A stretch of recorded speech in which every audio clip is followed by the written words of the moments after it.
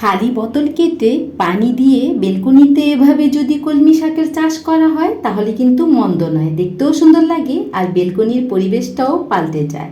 এই যে আপুরা তোমরা দেখতে পাচ্ছ, আমি বোতলের মধ্যে কলমি শাকের ডগা চুবিয়ে রেখেছিলাম আর কি সুন্দর কলমি শাক হয়েছে।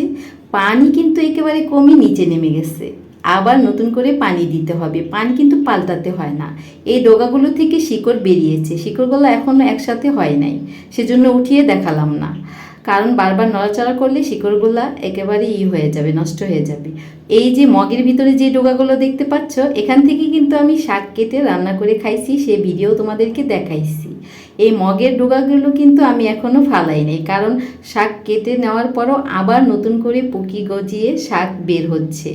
আর পানিও কিন্তু আমি ফেলে দিই নাই, সেই পানিই রয়ে গেছে, শুধু বারবার পানি কমে গেলে পানি দিয়ে দিয়েছি। দাঁড়াও তোমাদেরকে ডগাগুলো উঠিয়ে দেখাচ্ছি। এই যে দেখতে পাচ্ছ আপুরা, শিকড়গুলা কিন্তু এখনও পচে নাই, সেই আগের মতোই রয়ে গেছে। আর নতুন করে কলমি পাতা গজিয়েছে, পানিও কি সুন্দর হয়ে আছে, কোনো ডেঙ্গু মশাও নাই আর কোনো পোকামাকড়ও নাই।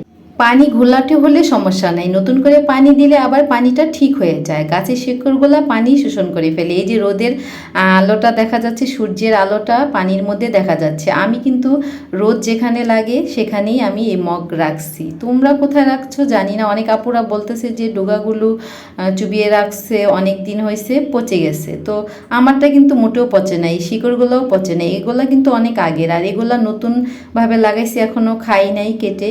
আর এখান থেকে কিন্তু আমি শাক কেটে রান্না করে খাইছি, তারপরেও ডগা পচে নাই, শিকড়ও পচে নাই, আবার নতুন করে কলমি পাতা গজাইছে।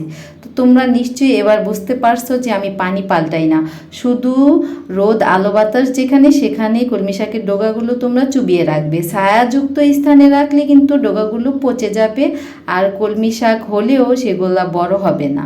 তো এই যে বারবার পানি কমে গেলে পানি দিয়ে দিতে হয়, পানি পাল্টাতে হয় না। আমি কিন্তু সেম এভাবেই প্রতিদিন পানি কমে গেলে পানি দিয়ে দিই। রৌদ্রের তাপে পানিগুলো কমে যায় আর গাছের ডগাগুলো শিকড়গুলো পানি শোষণ করে ফেলে, শুধু পানি দিয়ে দিলে হয়, পানি পাল্টাতে হয় না।